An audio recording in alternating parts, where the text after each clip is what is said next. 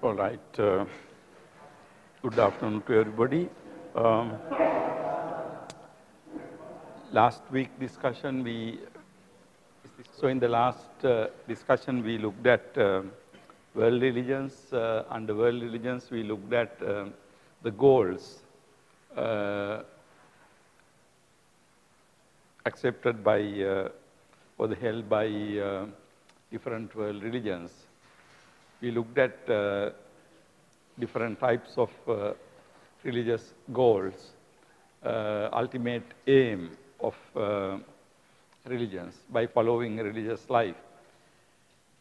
And also I explained to you this ultimate goal. The concept of ultimate goal is the aspect of developed religion, not really very primitive religion. But when you look at the religion as a developed concept, advanced concept, all the religions have some ultimate goal to achieve. By following that goal, following that religion, you are expected to achieve that goal. So this idea of goal is a very important thing. Particularly when it comes to religions, every religion has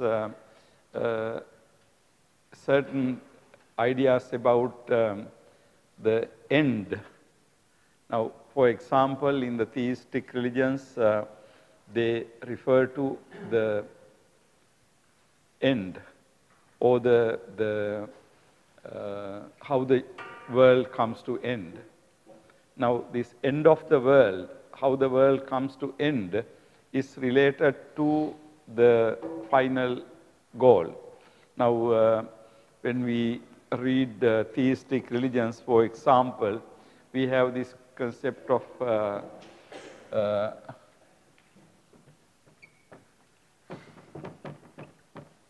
apocalypse. Apocalypse means the conclusion, the end.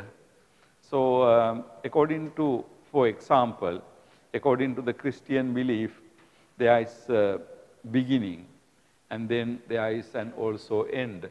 So for example, in the Bible, we talk about Genesis, and then also we have what is called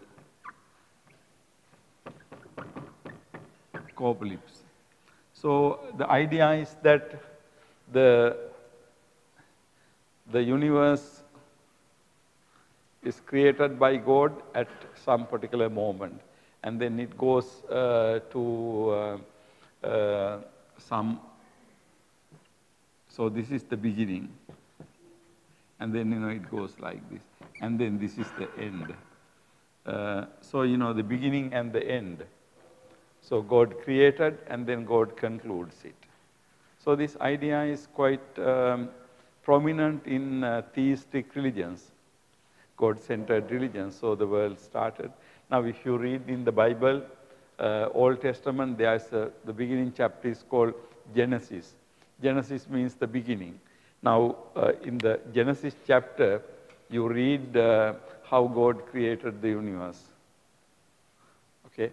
So, according to this story, within 6 days, God created the universe, and then the 7th day, God rested. In fact, this Sunday, taking holiday, is a tradition we have borrowed from the Western tradition. So, the why Sunday is holiday? Because basically it was called Sabbath. Sabbath day. That day, God rested and God did not do anything. So, it's called Sabbath day. Sabbath day is a holiday, rest day.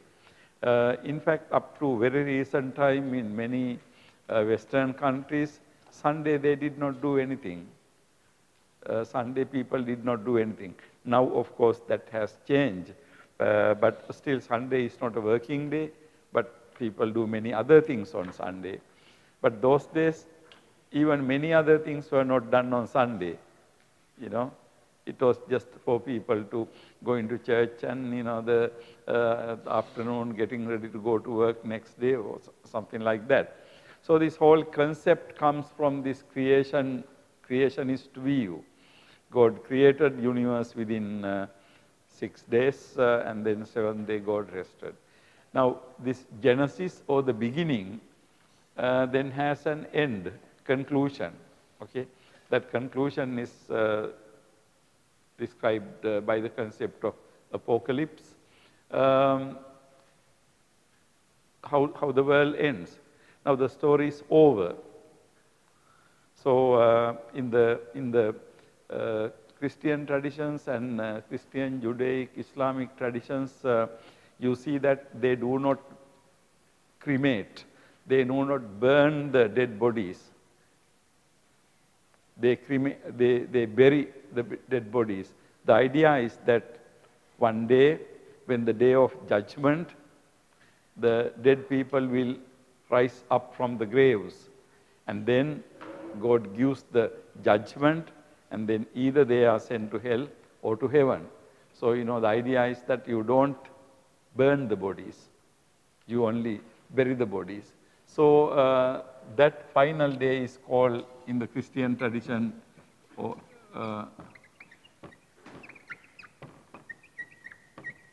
Judgment Day. So the judgment, the God is the judge, and from him comes the judgment. So Judgment Day. So that day everybody is judged, and then judged whether they are going to go to heaven or whether they are going to go to hell. So this is the basic idea of beginning and end.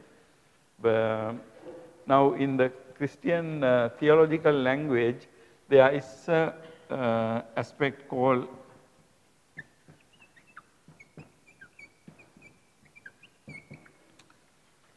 eschatology. This is called eschatology.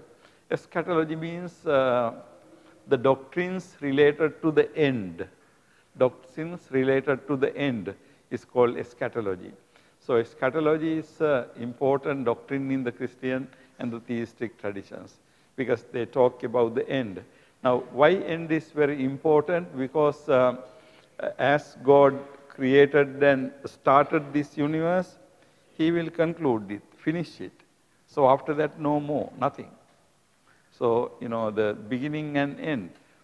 But you know why this concept is not very important in religions like Buddhism, Jainism, and religions like that.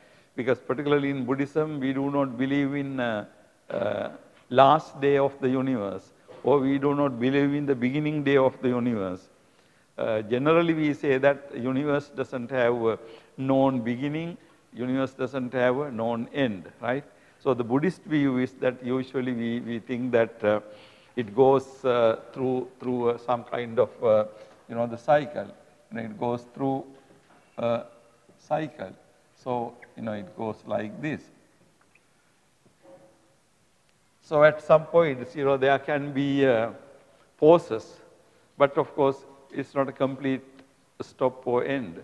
So Sangvattamana period, the world is expanding, and then world remains expanded. World is contracted, and world remains contracted. Again, after that, world is start expand. So actually, the idea is that expansion and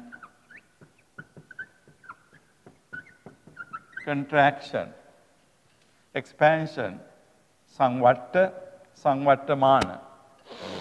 I'm sorry, contraction is Sangvattamana. Expansion is Vivattamana. Vivarta, it gets open. Sangvruta means it gets contracted. So, the Buddhist idea here, you can see that 4 stages. It keeps on expanding, remains expanded. It keeps on contracting, remains contracted. But then that is not the end. It again starts another cycle. So, the Buddhist concept is universe is seen as a cycle. So, but then Christian view is it is a more linear thing. You have a definitive beginning, and then you have a definitive end. And then everything is over. Either you go to heaven or you go to hell, and then world is destroyed, finish. Whether God wants to create the world again, it is up to God. Okay, it is something like that. Now you see the difference. So we were discussing about goals. Now in the Christianity, the judgment day, there is heaven and hell. Of course, heaven is everlasting, eternal, and also hell is also everlasting and eternal. So nobody want to go to hell, right? So everybody want to go to heaven. So the heaven is called kingdom of God. So this is I described this to you last week. So this end is called kingdom of God. So this is the end. Now today we are going to discuss what is the path, what is the practice, how do you get kingdom of God. So this is what we are going, the paths to achieve the goal. So this is one goal. But also you can see in religions like Buddhism, Jainism, Advaita Vedanta, the goal is, in Buddhism we say nirvana. In Jainism, it is to realize Kaivalya Jnana. And in Advaita Vedanta, it is to achieve Brahma, union with Brahma. It's called Brahma Sahavyata, or the Jivatma is developed to be mingled with Paramatma. So that's called Brahman. So we have Nirvana, we have Kaivalya, and then we have also Brahman. Now you see these ends, goals are different from kingdom of God. So what are the paths? Now last week we looked at the differences. When we say kingdom of God, we are talking about like heaven. In the Buddhist tradition and also in the Hindu tradition also, we have two things, Sagga, Moksha. In Buddhism we have Sagga, heaven, Moksha, liberation, Nirvana. So this division is available, found in other traditions also. So the Divyaloka, heaven, the concept of heaven is there. But you know, heaven is not considered to be the final goal. People want to attain heaven, but of course, ultimately people want to attain nirvana. So in Buddhism, particularly for the lay people, we say lay people should try to attain heaven, Sagga. But then ultimate goal is Moksha, okay? Ultimate goal is Moksha. Now, today we will look at the world religions, what are the paths to achieve this type of goals.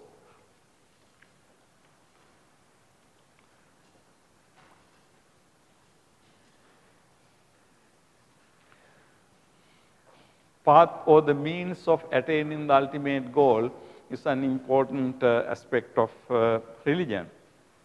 In primitive religion, the goal was simple, namely to please gods.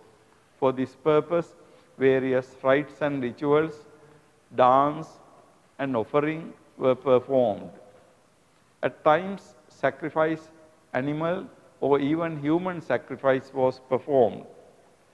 The expected result or goal was these worldly gains, such as protection of one's family, protection of one's animals, crops, etc., and prosperity, or take revenge, victory in the war, and were some other goals. So you see, in the basic primitive religion, people try to do things in order to get pretty simple things. The main idea was to make gods happy.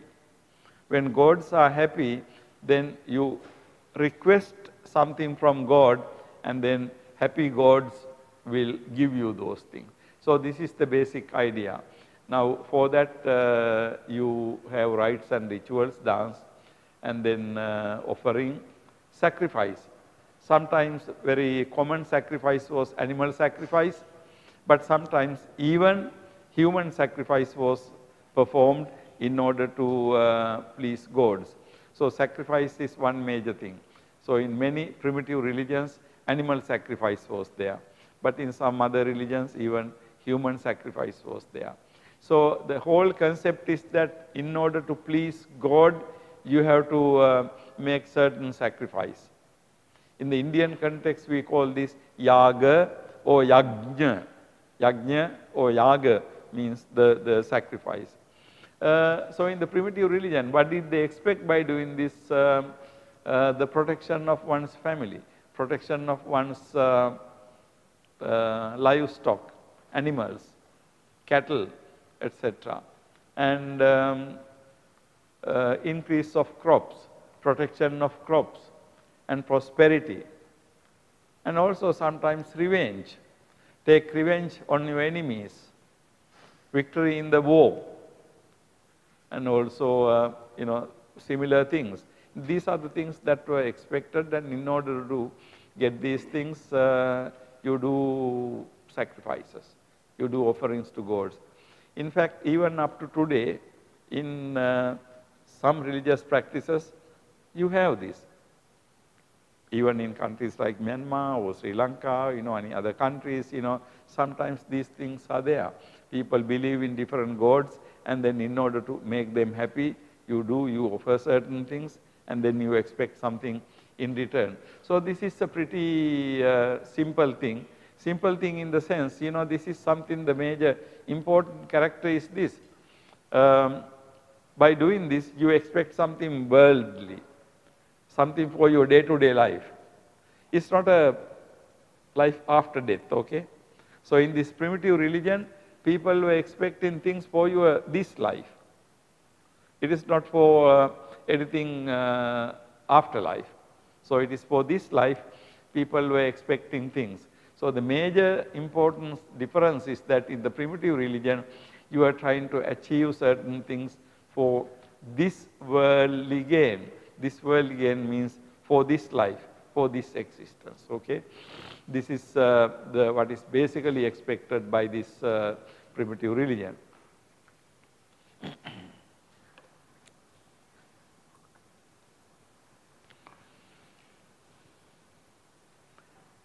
In the Vedic religion, sacrifice was practiced.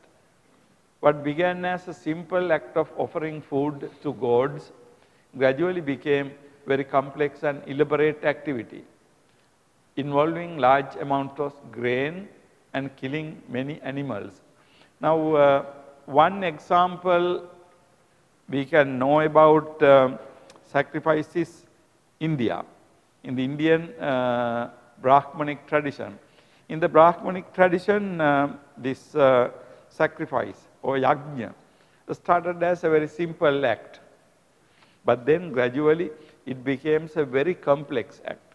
Simple act means like a housewife in the morning in the kitchen, when she is lighting the fire, she would put some oil or ghee to the fire. Now that is simple yajna in order to please Agni, fire god. So you consider fire to be God. In order to please fire god, you just pour some ghee or oil to the fire. So that was pretty simple. A housewife could do that in the kitchen.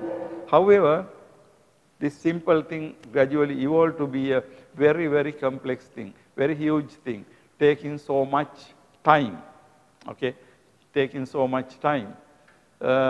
Initially, it involved some oil, some grain, but then finally it was ended in killing many animals. In fact, this kind of animal sacrifice is still found in Hindu societies, sometimes for certain sacrifices, hundreds of animals are being killed. Now, there is really a protest against this kind of practice in the world. recently there was, I mean, maybe a couple of years ago in Nepal, there was a similar thing, and there was a protest against it. And there can be, even in Sri Lanka, I have heard in some Hindu religious places they practice it, but it has been banned by the government. But even the government bans it, people still do that. So killing many animals.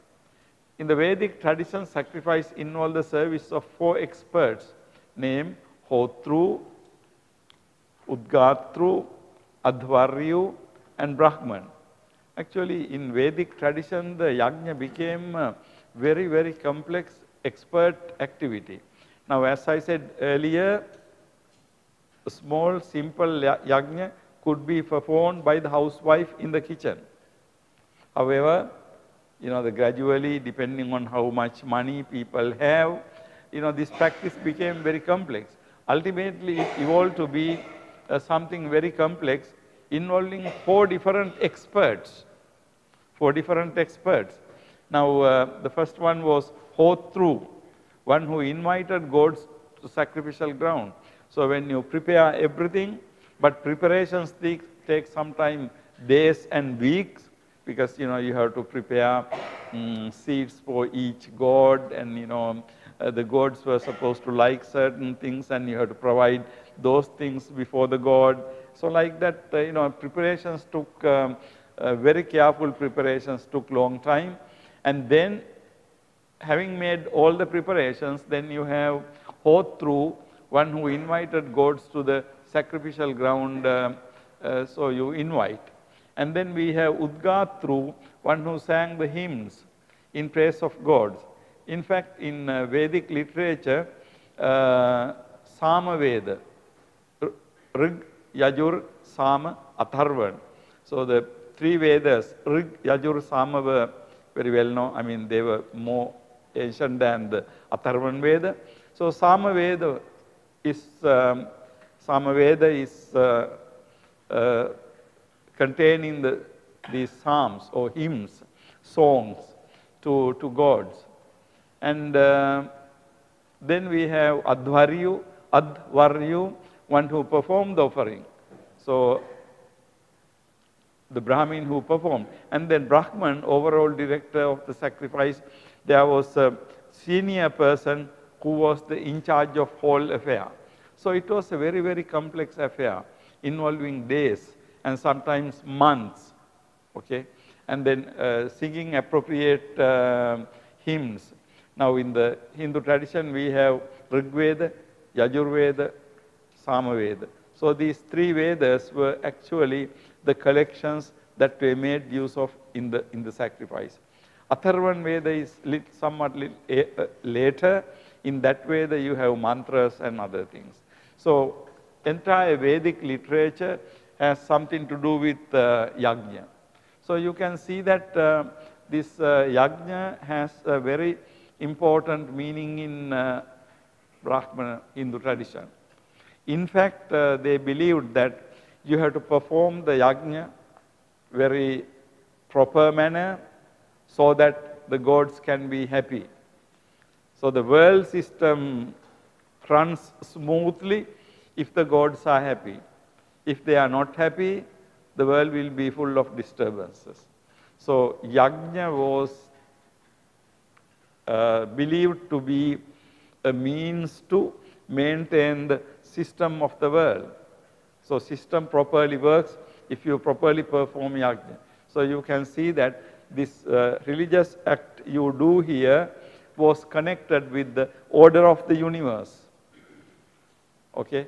The universe, we know that all the universe objects are moving, and then they move smoothly, they move properly, they function properly.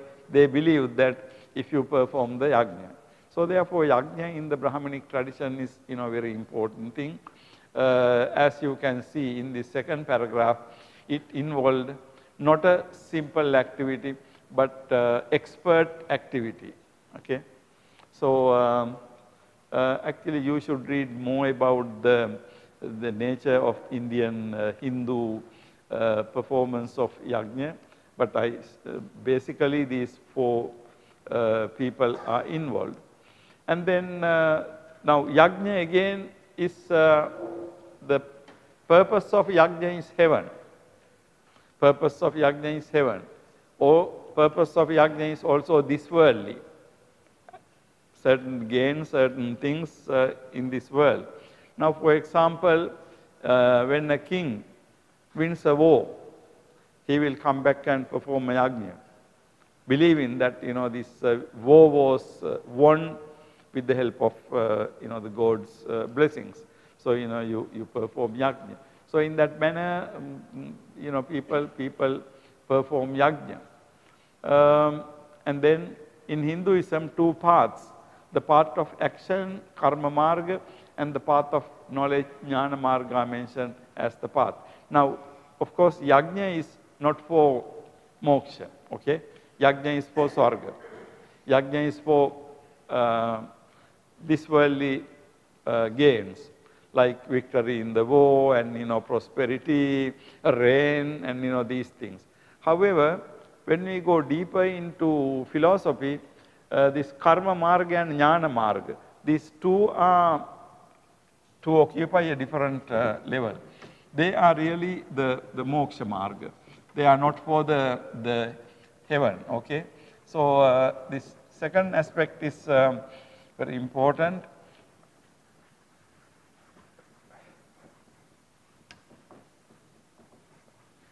The second aspect, the two paths to the moksha. So one is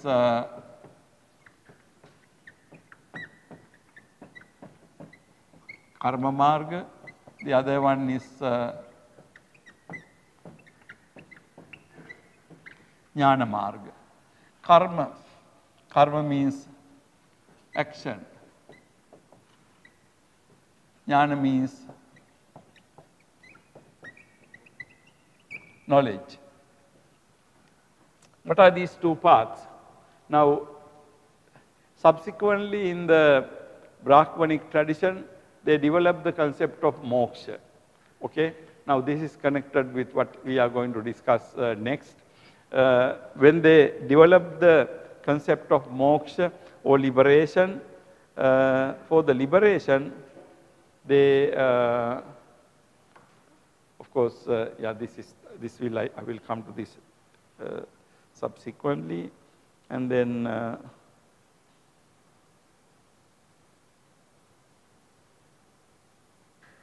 okay, the two paths, karma and jnana.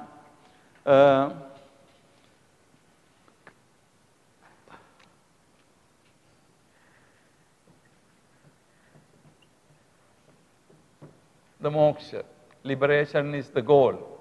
So this is the goal, E-O-A-L. Now this is the path.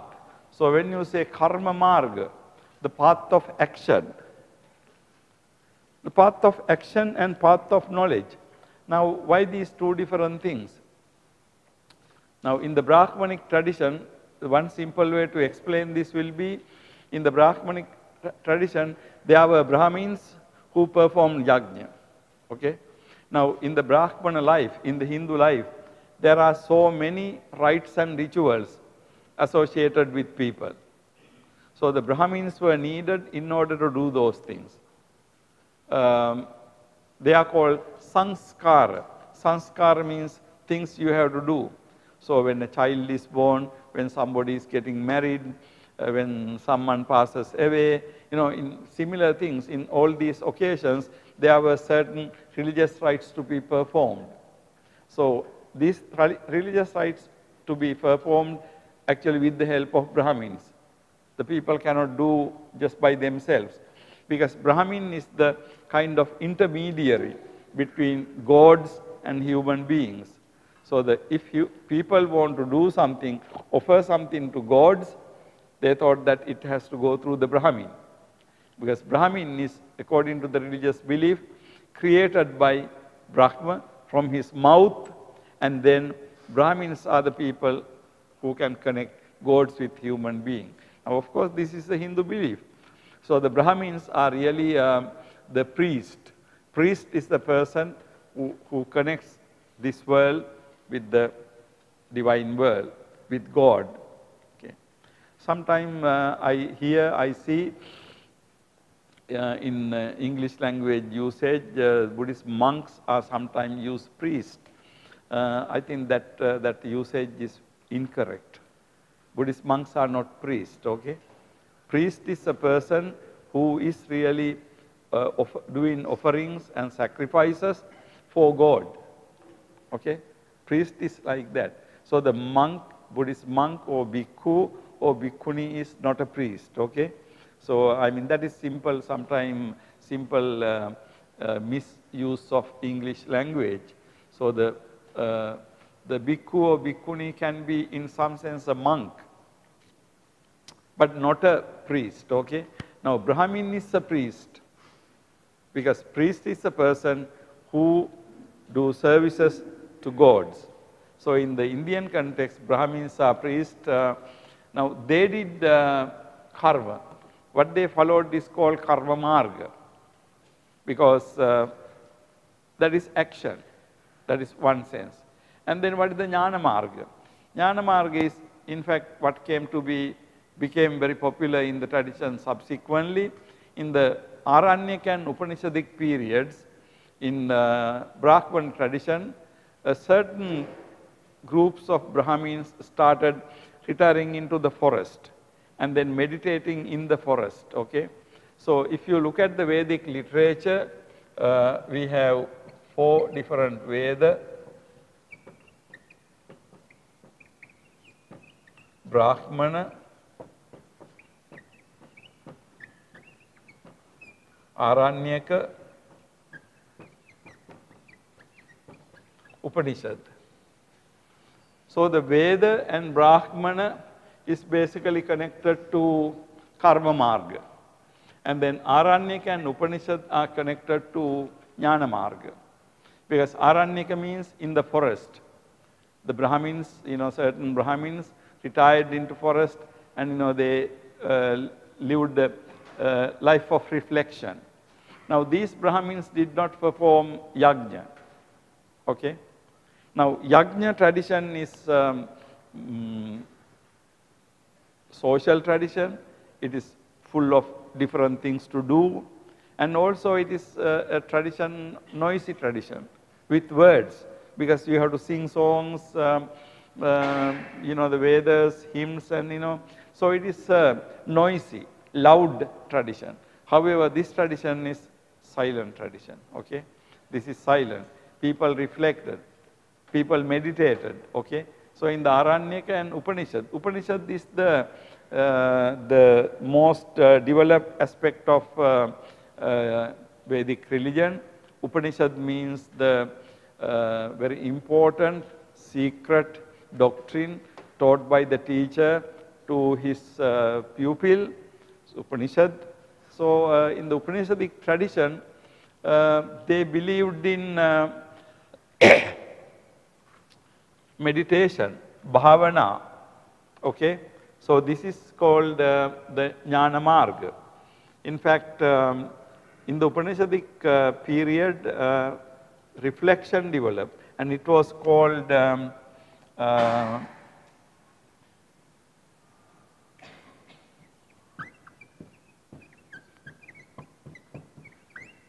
Adhyatma Vidya. Adhyatma Vidya.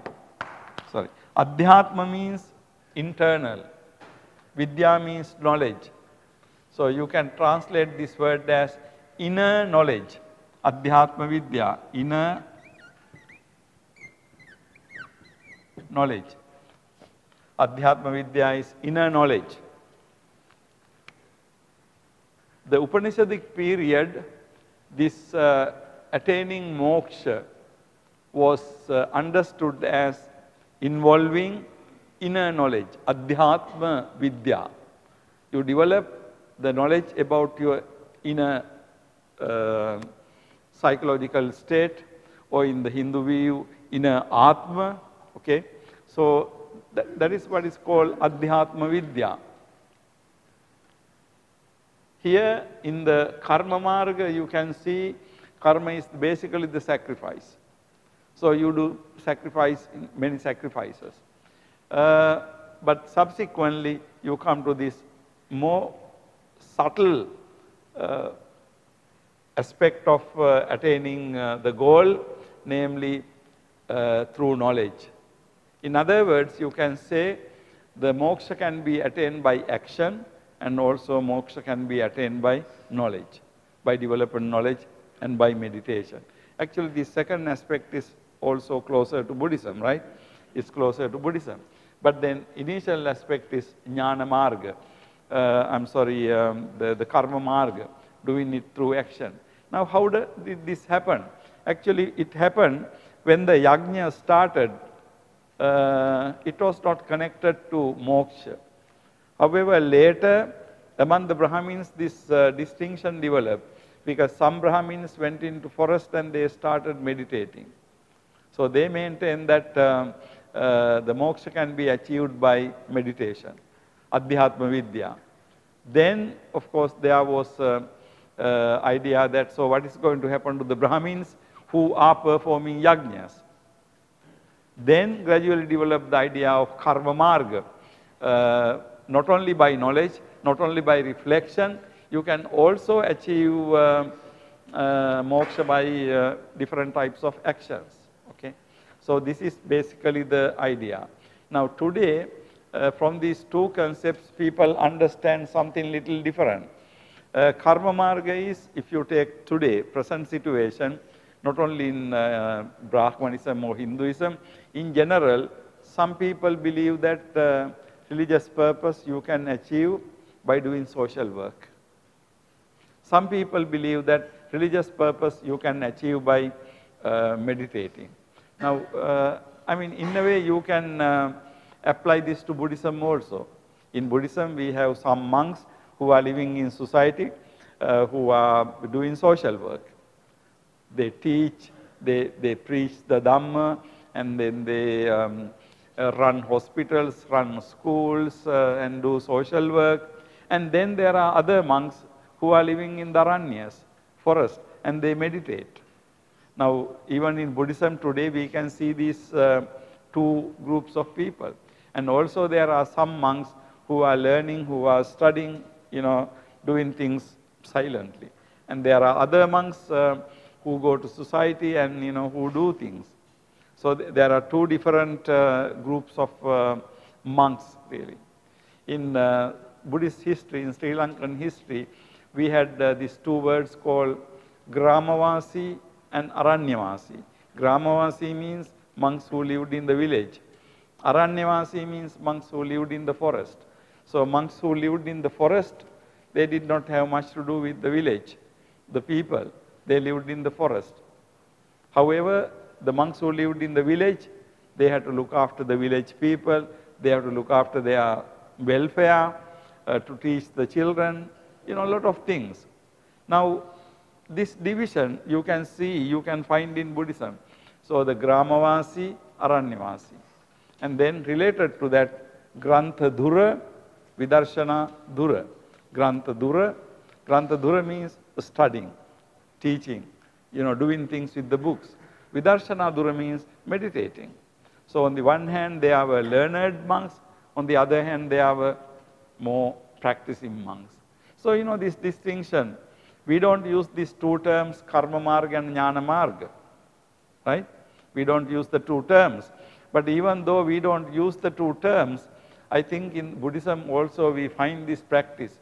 There are some monks who are more to activities and working in the village and the cities and the centers. The others are in the forest and silently, forest or even in the temples, they are silently meditating. Now, can we say that only the meditating monks attain nirvana? What about the other monks? The monks who are doing social service, will they not attain nirvana? It's difficult to say. Actually, the practice of Buddhism, how Buddhism should be practiced, there is no one way. So the meditating monks and then the village monks who are doing social service, of course, ultimately without meditation, without reflection, you cannot attain nirvana. But as a way of life, you can see that reflection can be done while you are doing social work also. And also reflection can be done by completely devoting your life for that. So within the Buddhist tradition itself, we can see this division, okay, within the Buddhist tradition, karma marga, jnana marga. But these particular two terms, they belong to Brahmana religion, Hindu religion. So in the Hindu religion, they thought that karma marga is doing things. So broader meaning is not only the Vedic ritual or yajna, but all kinds of social work is karma marga. Okay? That is the broad meaning. The original meaning is karma marga means performance of yajna.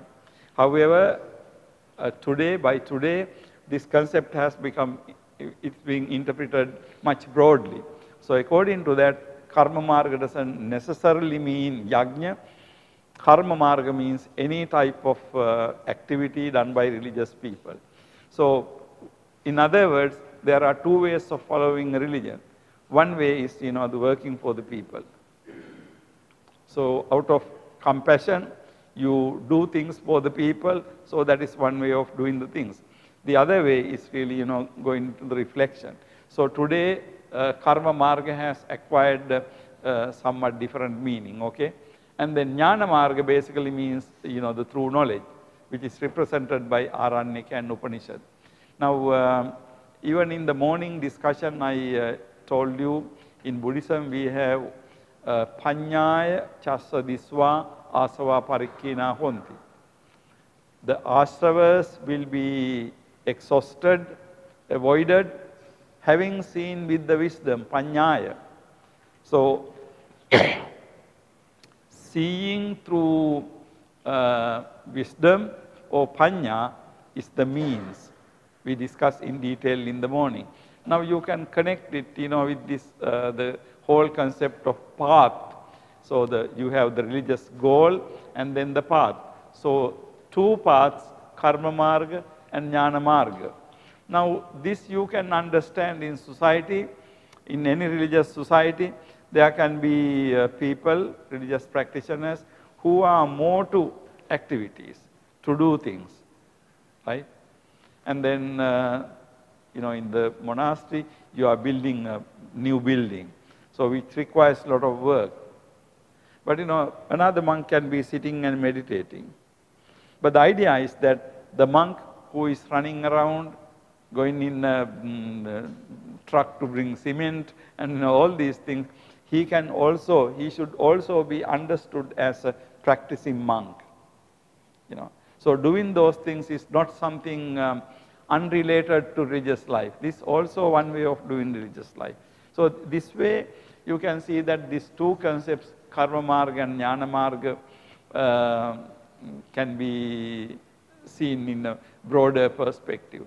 I think the actual situation is, even though you practice karma marga, you also have to practice jnana marga. However, in order to practice jnana marga, you don't have to give up karma marga. While practicing karma marga, while doing social service, you can also follow the jnana marga. Okay? But at the beginning, at some point, particularly in the Hinduism we are talking here, there were Brahmins who went into reflective life, meditation, and then there were Brahmins who lived in the cities and villages with the ordinary people, attending to their needs. Then, as I said, this particular division also started in Buddhism, subsequently.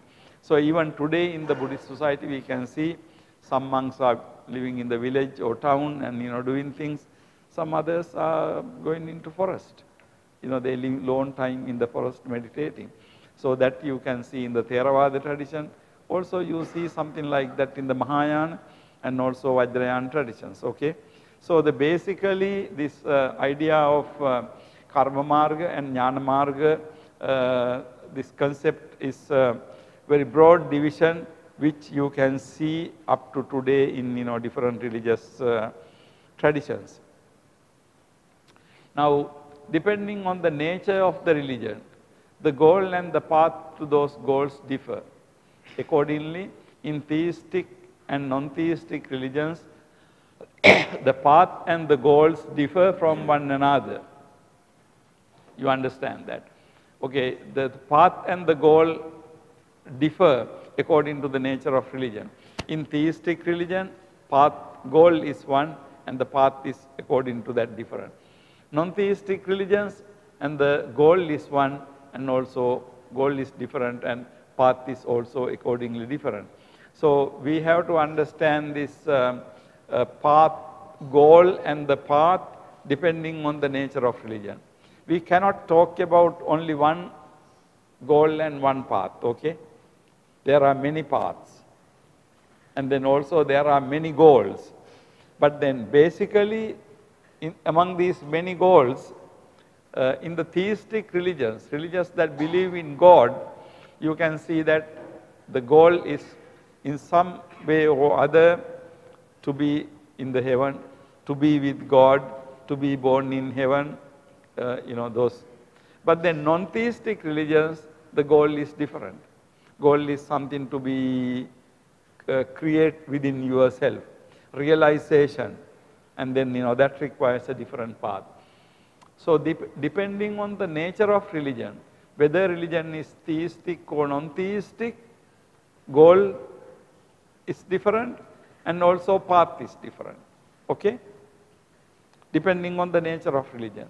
So basically in these discussions, we assume that there are two different groups of religions, theistic religion and non-theistic religion, okay? So if we believe that there are these two different paths, the types of religion, so depending on the types of religion, we can say that the goal and also the path differ. So we can say one is theistic religion, and the other thing is, we can say simply non-theistic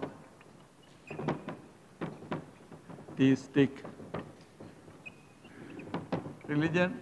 So depending on these things, basically you can say goal, and then here also goal, and then also path. Okay. So this is how usually it fits.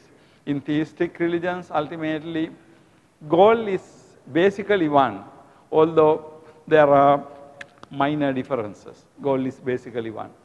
And then when you say non-theistic religion, again, goal seems to be basically similar, but of course not exactly.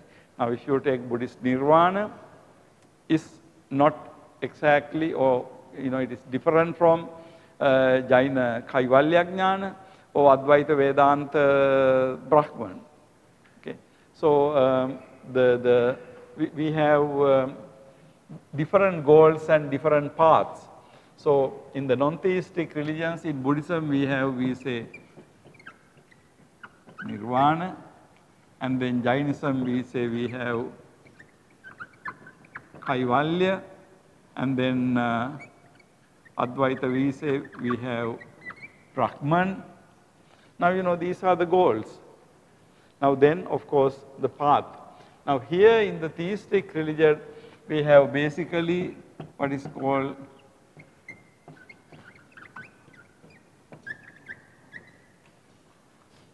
kingdom of God, and we say either same thing, we say heaven. Now you see in different religions, goal become different, and then therefore also the path become different, okay? So now last week we looked at differences between these goals, and then when we see the path, in theistic religions the goal is to be born in the kingdom of God by His grace. Now I am using two words in the bold letters, kingdom of God and also grace. For this purpose, what is needed is faith or devotion, bhakti. In this tradition, the grace of God is received by the faithful. So there are three concepts here: kingdom of God, grace, and also bhakti. Bhakti Bhakti is a Sanskrit term. You can say Pali Bhakti means devotion. So the grace of God, kingdom of God is the ultimate goal. You receive that through grace of God, and then in order to receive the grace of God, you have to have bhakti or the faith in God. So this is the most important thing. Bhakti means devotion. You are devoted, you are faithful, you love God. So this is the basic thing. So you receive the God's grace through your bhakti. And in the non-theistic religion, usually God is understood as liberation, release, or freedom, moksha. This is achieved by means of reflection, contemplation, bhavana, or adhyatma yoga. Now this is basically the difference. Now the important thing is when you think about the kingdom of God, actually you have to receive the grace of God. Now what is the grace of God? And then you receive the grace through devotion. You receive the grace through devotion. Okay. Now grace is something God is pleased about you. Then of course you receive the grace of God. So unless you receive grace of God, you cannot go to kingdom of God. So how do you receive God? Actually giving the grace is up to God. You can't demand it. But the main virtue is you be faithful, you be devoted, you be trusting the God. Okay? So it is through that you receive the grace of God. Now this concept of grace of God is very important concept. In the Hindu tradition also you find this. In the Hindu tradition, the grace of God is called prasada. You call prasada. So in Sanskrit language you have this concept called prasada. So prasada of God. So the prasada is basically the idea that you receive the grace. You receive the grace by through your devotion. So therefore the goal is kingdom of God. In order to be born there, you have to receive the grace of God.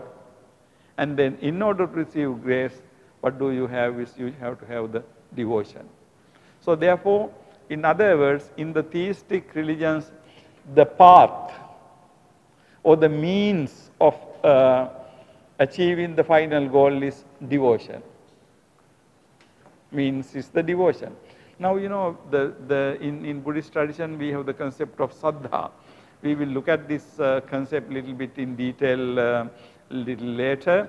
But basically the idea is the devotion.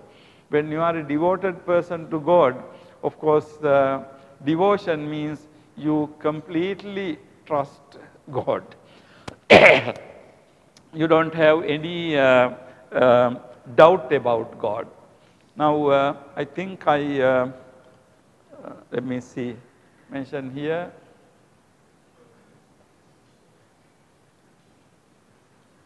Look at this last paragraph.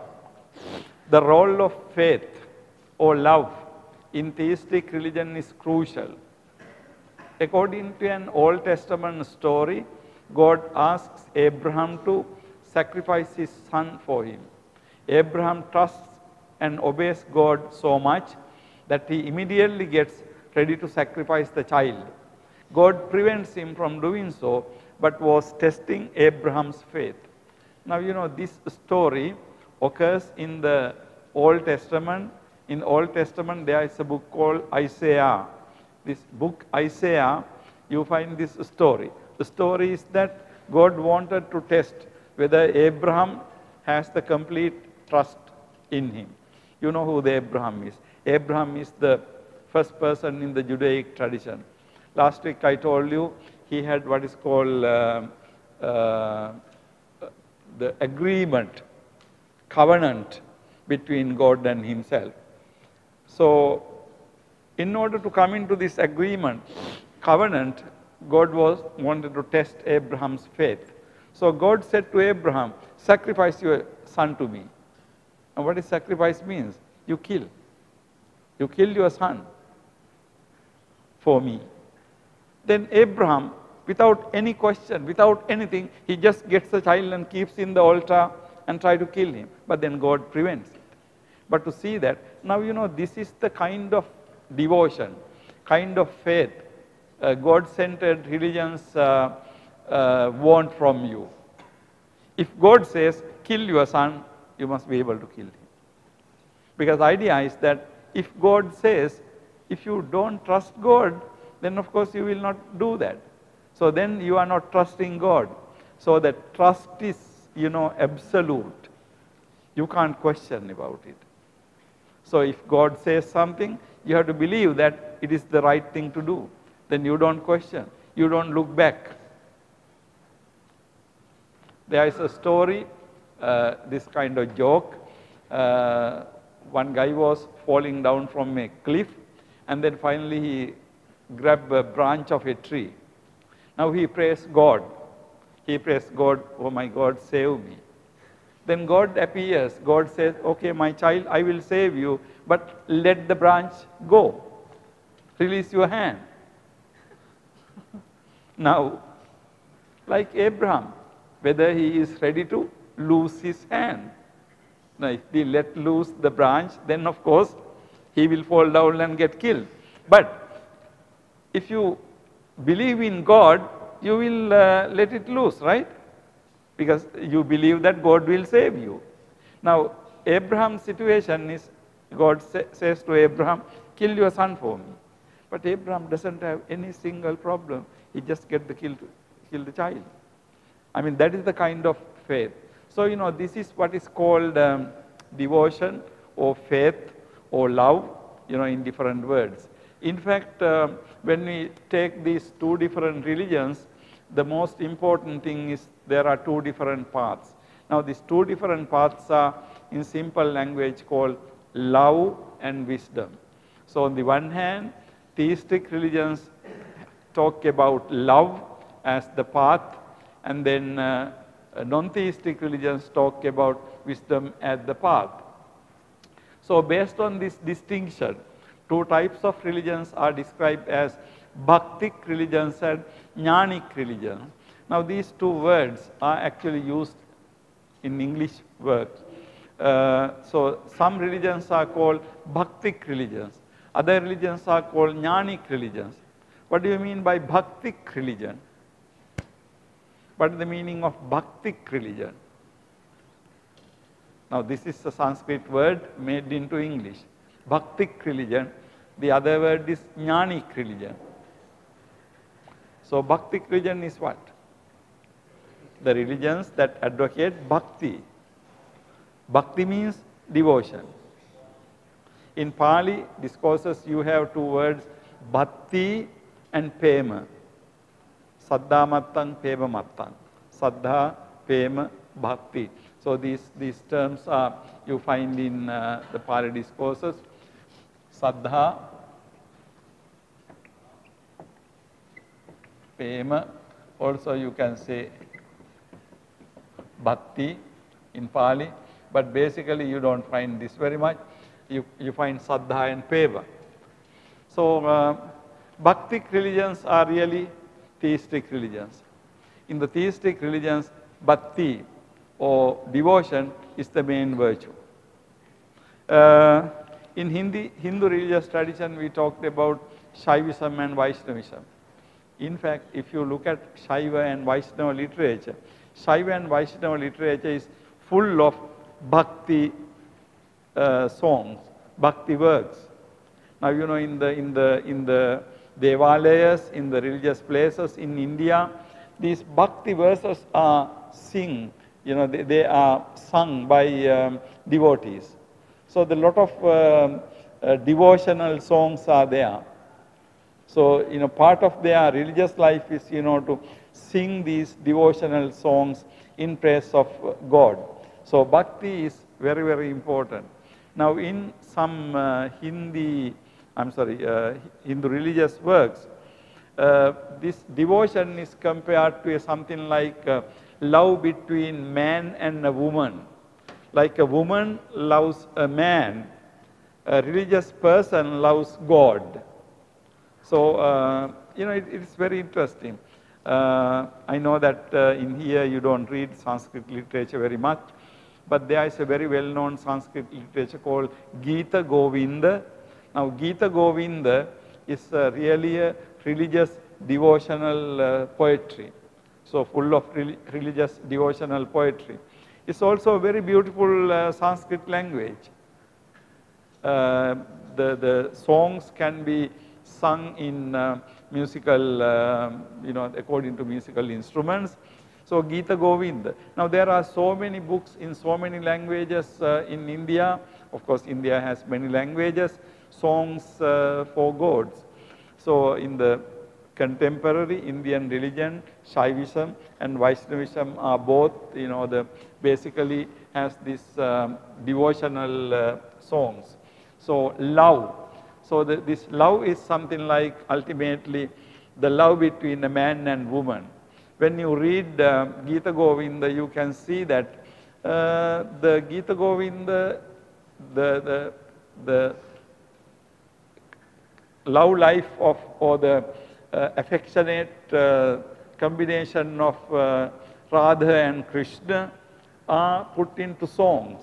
So, very beautiful songs. Now, by singing songs about, their relationship, devotees expect them to be closer to God through the concept of love. So, therefore, this concept of love as a means of final goal is something very important in the theistic tradition, okay. So, the love, faith, devotion, all these things go together, okay. All these are very intense psychological states. You feel devoted, you feel faithful, you feel loving to God.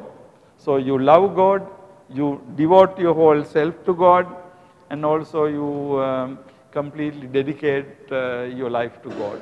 So, the love. So, the two qualities are also called love and wisdom. In comparative studies in Christianity and Buddhism, the scholars describe the Christian path as love and the Buddhist path as wisdom. So, this interesting in comparative religious literature in Buddhism and Christianity, some scholars use these two concepts. They say that the Christian path is love, the Buddhist path is wisdom. And then they say that love has to meet wisdom, or love says one aspect, wisdom says another aspect. In order to achieve liberation, they say that you have to combine both love and wisdom, okay. Now, this is one idea. This is an idea because today we know this interreligious understanding and interreligious dialogue is something very widespread in society. A lot of religious people talk about interreligious understanding. Interreligious understanding means how to understand two traditions, and also how try to Christian, Jewish or Islam people try to view, look at Buddhism from their point of view, and then they try to understand Buddhism or Advaita Vedanta. Now, they say that this is love and wisdom. So, in the theistic religious traditions, you have love, and the Buddhist and other religious traditions, you have wisdom. But then they say that along with love, you have to have wisdom. Along with wisdom, you have to have love. If you have only wisdom, not love, then of course it's not complete. And then if you have only love without wisdom, it's also not complete. So, this interreligious understanding, people talk about combining love and wisdom, okay. So, you take two aspects, both love and wisdom. Actually, in this lecture series, later one day, I will be talking to you about interreligious understanding. So, I'm not going to detail into that today. But the important thing is, this when we talk about the goals, and the path or the means to achieve goal, ultimately you identify two different paths. One path is path of love. The other thing is path of wisdom. Now, in theistic religions, the main thing is you have to trust. You have to believe God. You have to do things, believe in that God will save you. But it's very interesting because if you don't believe in, then you don't do these things. But then unless you believe, you don't know what will happen. So according to the theistic religions, I told you about the judgment day. Well, judgment day, we don't know when the judgment day will come. Early Christianity, if you read the Bible, you can see that Christians believe that right after Jesus was crucified, they thought that world is going to be over. So they thought that, world is going to be over pretty soon. They thought that any moment the judgment day will come, God will appear and give the judgment and destroy the world. So this belief has been there from the very beginning. And even today, sometimes do you see in the churches, some kind of boards saying that Jesus is coming soon. Have you seen that? So sometimes you see that Jesus is coming soon. What does it mean? Jesus is coming soon means the world is going to be over pretty soon. So Jesus will come again and give the judgment. So some people will be sent into heaven, some will be sent into hell, and then everything will be over. So this concept of judgment day. So in order to be saved on the judgment day, you have to keep on believing, trusting God. So this is the idea. Okay. However, when you look at Nirvana, Kaivalya Jnana, Brahman, these things are not given by God. You have to really meditate and develop your inner self, and then finally you realize Nirvana. Now you realize Nirvana in this life, right? You realize Nirvana not after your death. You become an Arahant in this life, right? Now the kingdom of God comes after your death, so you don't know really how it happens. But if you realize Nirvana, you realize now. Even according to Jainism, if you realize Kaivalya Jnana, you get Kaivalya Jnana in this life. Same thing for Advaita Vedanta. If you realize Brahman, you realize Brahman in this life.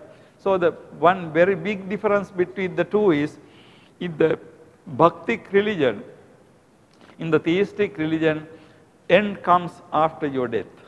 Okay? End comes after your death. Kingdom of God is after your death. So you die and you are born in the kingdom of death according to the God's judgment. So after death. But in the non-theistic religions, the ultimate goal is not something coming after your death. Ultimate goal is something you realize within this life. So Nirvana you realize within this life. Now accordingly, important thing is, what is the role of faith? What is the role of love? What is the role of devotion in non-theistic religions? In the theistic religions, love is the main thing. But what about Buddhism? What is the role of love? How much do we love the Buddha and the Dhamma and the Sangha? How much do we have the devotion to the Buddha, Dhamma and the Sangha? How much faith, saddha, do we have to the Buddha, Dhamma and the Sangha? Now it is a very important thing, because now, as I said, these religions are called jnanic religions, indicating that jnana is the main thing. And then bhaktic religions are the bhakti is the main thing. But about Buddhism, we can always ask, is Buddhism jnana is the only thing, or does it have more than that? What about the saddha? What about the saddha mattang, pema mattang? Do we have saddha, pema to the Buddha, or do we not have? What is the role? Now, on the one hand, here you can see that religions are divided sharply. Some religions are for bhakti, devotion. Some religions are for jnana, wisdom. As I said in the morning also, final realization comes from jnana. Samma jnana and then samma vimutti, right? Jnana and vimutti. So vimutti comes from jnana. But what about the before jnana comes? Vimutti comes from jnana. What about the saddha? What is the role of saddha in Buddhism? How much saddha do we have to have? Now, you know, in Buddhism, in the Buddhist tradition is also having many different views about this. Particularly if you take Theravada and Mahayana traditions, we know that in the Mahayana traditions, the faith, saddha or bhakti, devotion, in some Mahayana traditions, bhakti is the main important thing. You know, in general, in the Mahayana tradition, when you meet Mahayana followers, you see that, for example, they always say, Namo Amitabhaya. This one example. But of course, in Chinese, they say it a little bit differently, Omitava, O Amitava, Omitava. But Omitava means Namo Amitabhaya. Now, in the Sanskrit language, the complete sentence is Namo Amitabhaya. But this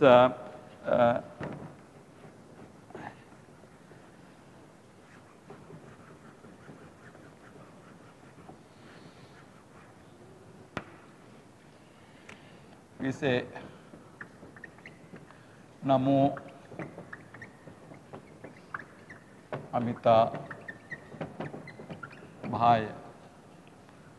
Chinese say Omitava. Japanese we have Namo Amida Butsu. Namo Amida Butsu or Namo Amitabhaya, Omitava.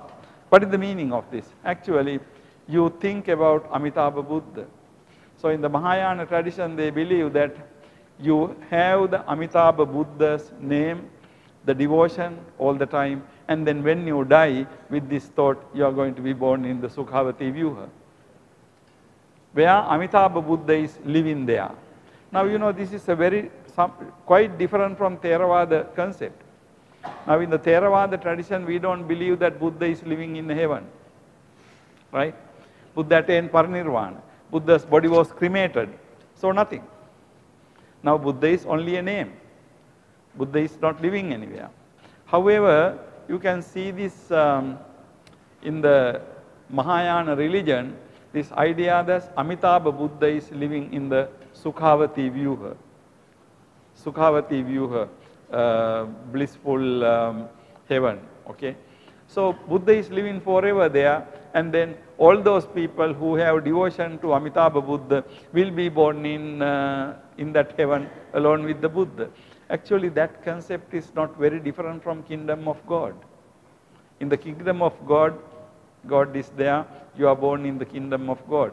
In the same manner, in the Sukhavati Vyuha, Amitabha Buddha is living there, and then you are born in the Amitabha Buddha's world. Only thing is, Mahayana Buddhism does not have a concept of judgment. It's not like, you know, Amitabha Buddha comes here and judge people whether they should go to heaven or hell. No, nothing like that. But even though that concept is not there, they believe that Amitabha Buddha is there forever. So you can see that that concept is not very different from the theistic religious concept. The kingdom of God and God who is living in kingdom. And out of devotion, you know, you go and born in the kingdom of God. In the same manner, similar manner, they believe that you are born in the Sukhavati Vyuha. Sukhavati is blissful heaven, and out of devotion. So that is why people always have this idea that Namo Amitabhaya, Namo Amitabhaya, Namo Amitabhaya. So now you can see within the Buddhism itself, the Theravada view of moksha, liberation, nirvana is one. Okay? but Mahayana view of liberation is another. The reason is this, actually in the evolution of Mahayana, in the Mahayana religion subsequently developed two very important concepts, okay, two very important concepts. One concept is the concept of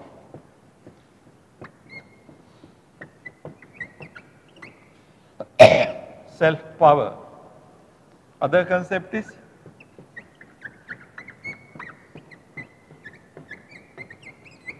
other power. So one concept is self-power, the other concept is other power. What are these two concepts? Now basically self-power means you attain nirvana by your own ability. Now who hold that view? You attain nirvana by your own practice. Who hold that view? Come on. Who hold that view? We can say Theravada tradition holds that view, isn't it? Self-power. You practice and you attain nirvana, right? Yes. Self-power. But of course, we don't call this self-power. But if you look at the concept, you can see something similar is taking place in the Theravada tradition. You do the meditation and then you attain nirvana, right? Self-power. Now Buddha attained nirvana like that, on his own power. And then Buddha showed the path, taught this is how to do that. So all the people who are doing what the Buddha said, they attain the same thing, right? Buddha attained on his own, but of course all the others attain after the Buddha's instruction. But even though Buddha instructs, Buddha is not there with you when you are meditating, okay? We meditate alone ourselves. Buddha is only the teacher. Buddha says, Tumhehi kichang atappang akkhataro tathagata, right? Tumhehi kichang atappang. You have to practice. You have to do akkhataro tathagata. This comes in the Dhammapada. Tathagatas and Buddhas are the people who show you the path. Okay?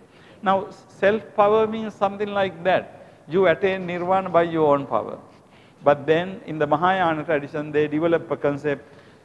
They thought that, we are living in a degenerate period. We are living in a bad period. So in Japanese language, they call it Mappo.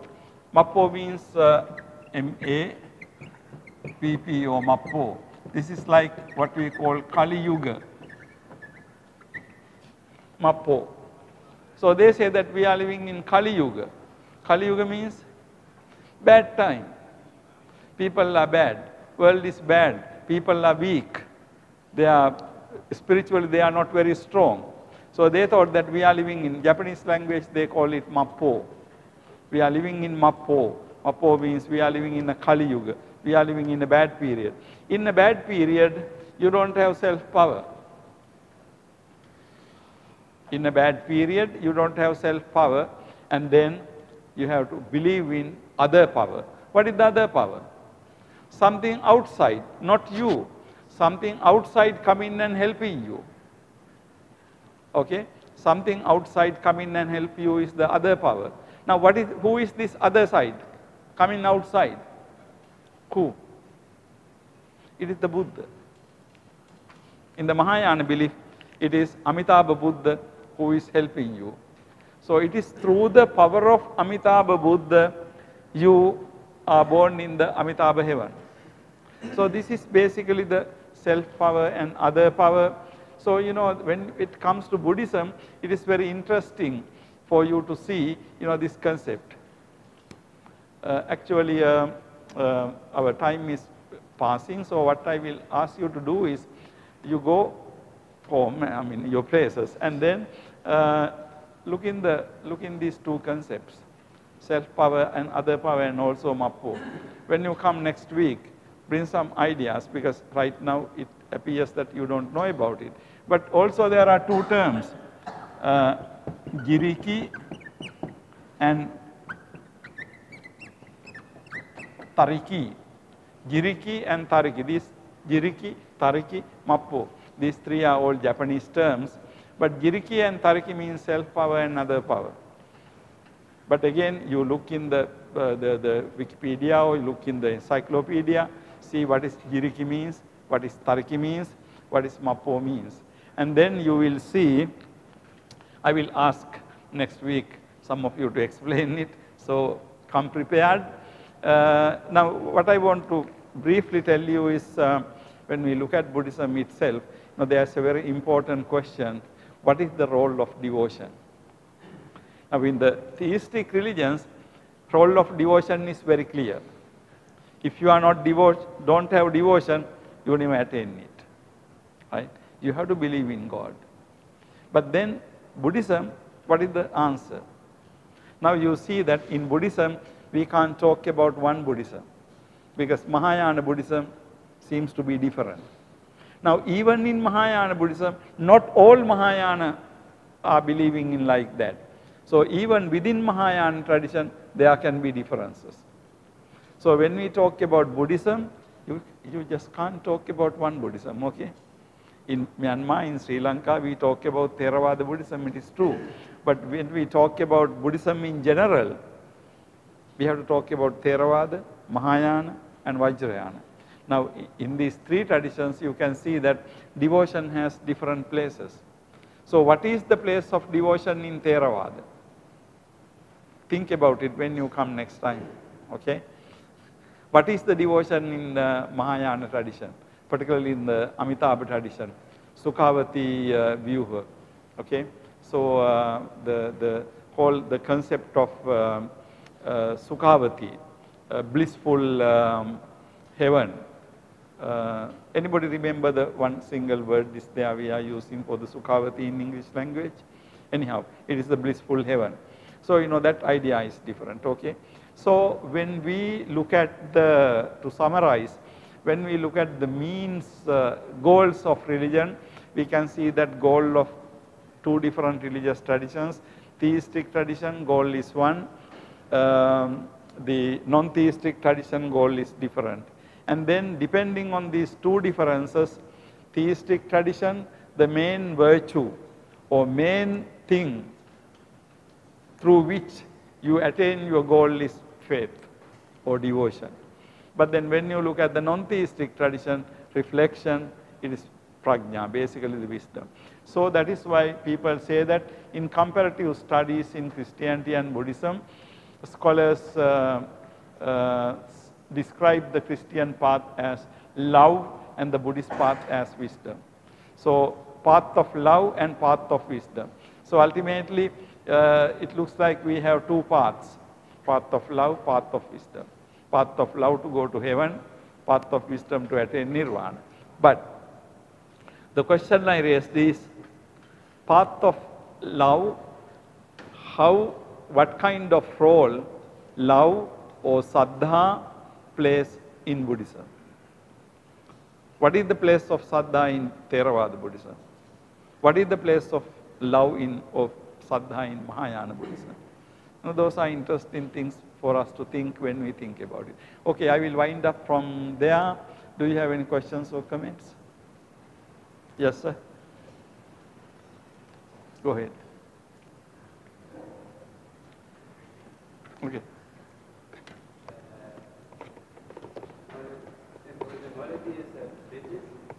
Pardon me?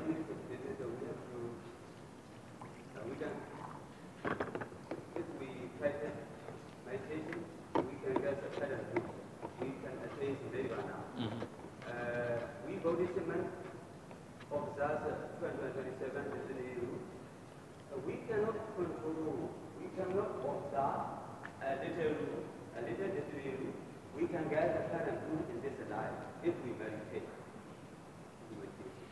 So what is the question? I really couldn't get it. We cannot observe all of the rules. We are okay. We can break a little rule. So therefore, we can get current rule. We can attain nirvana in this life. Okay, that's an important question.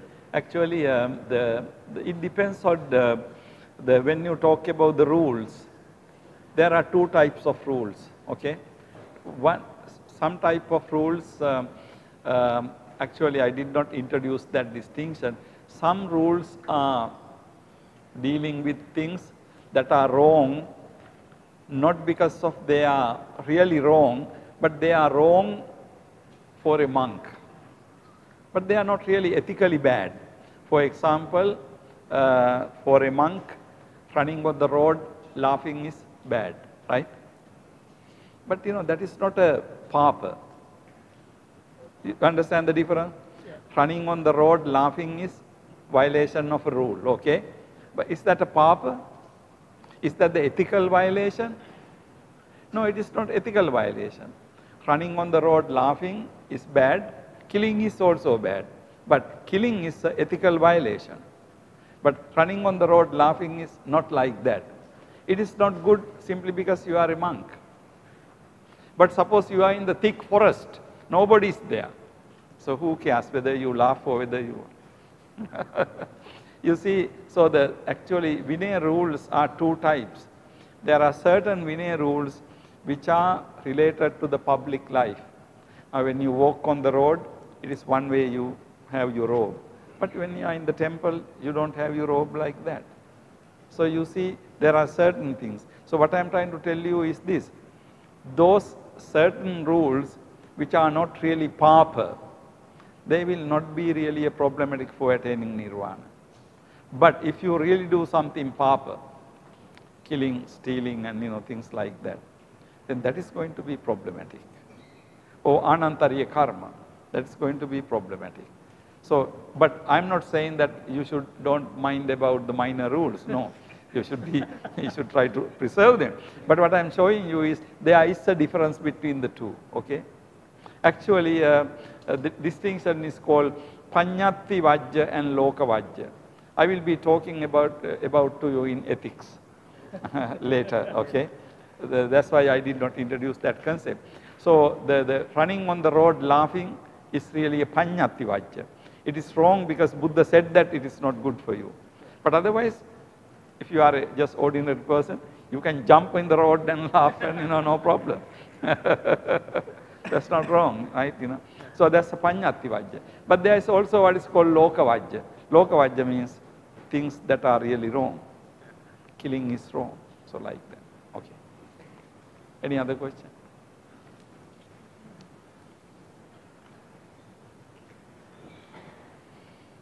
You have a question over there? No?